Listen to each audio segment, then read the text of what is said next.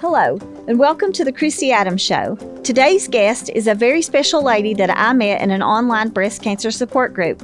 She is a wife, mother of 4, grandmother of 2, and breast cancer warrior. Her name is Charlotte Orr, and I'm happy to call her my friend. Welcome, Charlotte. Hey, Christy. Thank you for having me on the show. Thank you for being a guest. I'm so happy to have you here. You're such an inspiration to me and so many others. As I said earlier, me and you first met each other on a Facebook breast cancer support group, and I felt an instant connection with you because of your faith, my faith. And the reason that I wanted to have you on is because, like I said, you've been an inspiration to me, and you truly are an overcomer. Can you tell us a little bit about your breast cancer journey, where it all began, how it began, and where you are now? I started my journey, I'm going to say in July of 2020. I felt like something was a little off with my body. So I scheduled an appointment with my primary care doctor and had blood work done. Everything came back fine. And then the next month, I scheduled a mammogram. I had fibrocystic breast, so I usually had to go in about every 6 months and have a mammogram done and an ultrasound. So I scheduled that appointment, and I had also noticed that I had a lump that had been growing quite quickly in my left breast for about 2 weeks. So that was another main concern why I wanted to go ahead and schedule the mammogram. And I had the mammogram done. They said everything looked fine. Then I saw the doctor and I informed her about this lump that I had, that it had been growing I thought pretty quick. In the last 2 weeks, I've noticed it. And so she done an ultrasound and said that everything was fine. And I said, "Are you positive?" And she said, "Yes." So I said, "Okay." So I left. And then the next month, I scheduled an appointment with my OBGYN for a checkup. And she told me that I needed to have a mammogram done. And I informed her that I had just had one done. And she said that I needed to have a biopsy done of my lump. So I went ahead and went home, and I started thinking, well, the breast specialists are probably going to think that I'm a little nuts because I was just there. So I called and they said, "Weren't you just here last month?" And I said, "Yes." But my OBGYN said that I needed to have a biopsy done of this lump. So I went ahead and scheduled the appointment, went in, saw a different doctor this time, and then he scheduled the biopsy. So I went in, had the biopsy done, and it came back as stage 3 breast cancer. So I remember being in just shock that the doctor didn't catch it, nor did the mammogram or the ultrasound. So then the doctor set me up for a breast MRI. So I had a breast MRI done, and they came up what the size of the lump was. And then he scheduled me for a bone scan to check to see if I had it anywhere else, because my receptors came back as being HER2 positive, which means the cells multiply and send out quickly. And so we did the bone scan, and we did a CT scan, and the bone scan came back negative for any bone cancer. And then I did a CT scan, and it showed a shadow on my liver.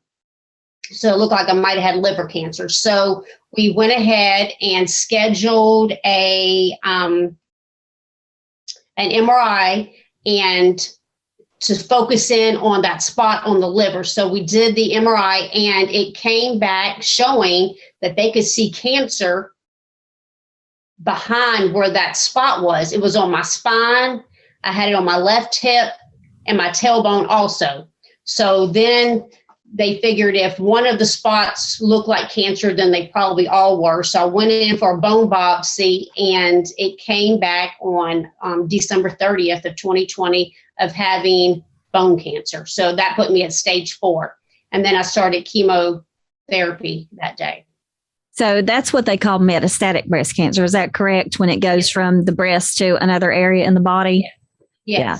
So not to go into anything dark, but I know that you're such a positive person. And I've told you before that, I mean, I don't know what battles you face behind closed doors. I know what I faced, but to the public, you're such an encourager and you're so happy all the time. It seems like you, and I told a friend yesterday, you have twinkly eyes, which tells me that there's happiness in there somewhere.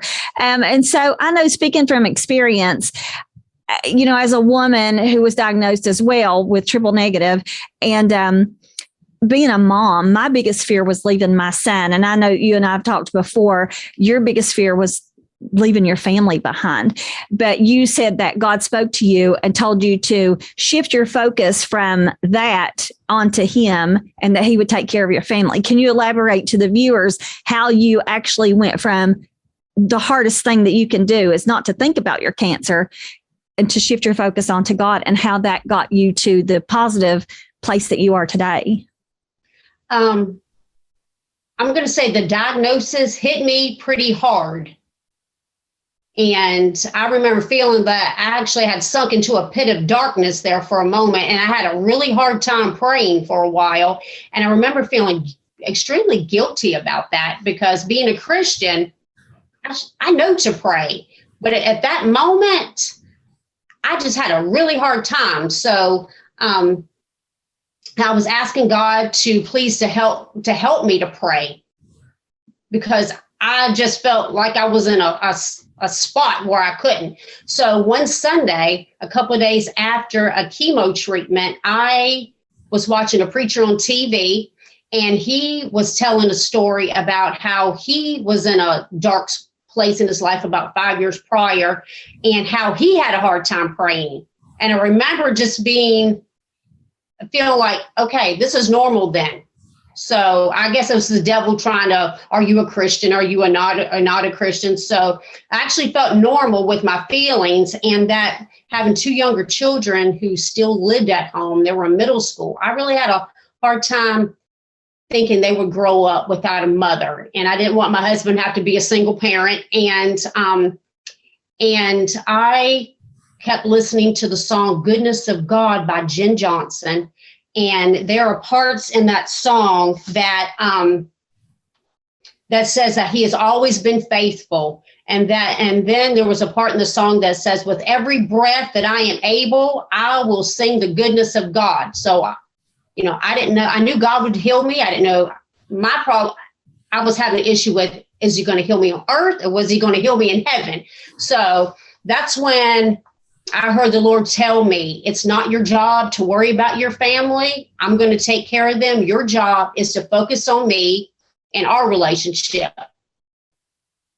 So then I realized that it was absolutely true. I have no control over anything that happens. Only God can heal me. So from that moment, then I realized that I just needed to surrender all these feelings that I had and give them to God, because there was nothing that I could do to change the situation. So, yeah, I'm glad you said that, because I was the same way. I've always been a person I've been a planner. I've always been in control, or I felt like I was in my life. And when cancer hits you, you realize you're not in control.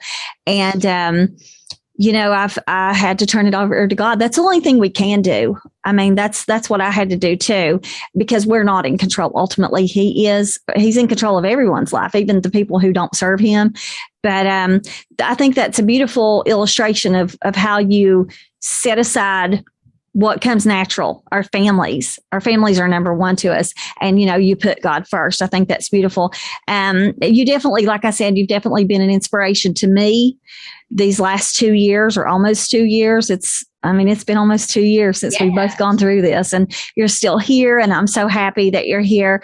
And I know so many people I've seen on your Facebook page, so many people have talked about how you've encouraged them. You've not only encouraged me and been an inspiration to me, but you have to thousands of other people as well. And I know you don't like to talk about it, and I know that you don't feel like you have, but you are such an inspiration, Charlotte, because it's, you have a different story than the rest of us. You are stage 4, you have metastatic breast cancer, but like I said, you're going through it with such grace and such dignity, and you're uplifting God, and you're inspiring other people to live their best life in hard times too. Do you ever think of all the men and women that you have touched and that you are encouraging with your story? Well, I have had many people tell me that I have inspired them. And it's actually very humbling because I try to practice what I preach about telling other people how to trust God and to have faith. And there was one point where I didn't feel like I was really showing that. And I heard God speak to me and say to me, you say you have faith, but you're not acting like you have faith. So at that moment, I realized, okay, I need to be a better example to others of Christ's love, and that what other people, and when you're facing something, that just to give it over to God, and that he will take care of you, that he loves you, he created you, and he's going to take care of you. So, but it's hard to be thinking you're inspiration to others. I see you as an inspiration to me. So I sort of understand, because I think other people see me as being stage 4, and my personality and the way I handling my situation, and it gives them hope, especially when they're getting first diagnosed with cancer, whatever their situation may be, that, you know what, God can turn things around. And so just to give it to God. Yeah, I agree. I mean, I don't see myself as like how others see me. So I totally get what you're saying. But let me ask you this. What if your children said, and your husband, I'm sure they're right there in the home with you. Can you imagine the impact you're having on them for years to come down the line when they're older, they have their own children?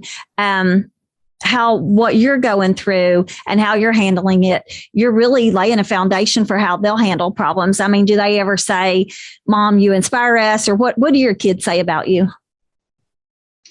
My kids, they're normally, well, they probably think I'm the nagging mom like always. So, but yeah, I noticed, especially my youngest child, who is 13, and I know, well, he was 12 at the time, but during my cancer treatments, but he really clung. If I need anything, they run and go get it and bring it back to me, and just try to be very helpful. So, I'm hoping that they'll remember this later on in their life. So sometimes they just live in the moment. So yeah, I think that's true. We all have a tendency to do that, but I think that, what we see and what we live through and experience does help us on down the line. I know that what I've been through, what my son has watched me go through, I'm hoping that one day he'll be able to look back and say, well, Mom handled it this way. I think, that'll help your children to face the adversities that they'll face too. I know this is kind of off topic, but what you travel with your church, the youth in your church, and you take them on camping trips and stuff. I think that's fantastic. Like I said, Charlotte, you're just such an inspiration to me, because you just keep going. I don't know. I know I had stage 3, but if I was told I had stage 4, I don't know what I would do. I mean, that's a pretty big diagnosis. So tell me, where you find the energy to keep going, like with the kids, the youth group at your church? I believe that I just need to live every day to the fullest, and God has me here for a purpose.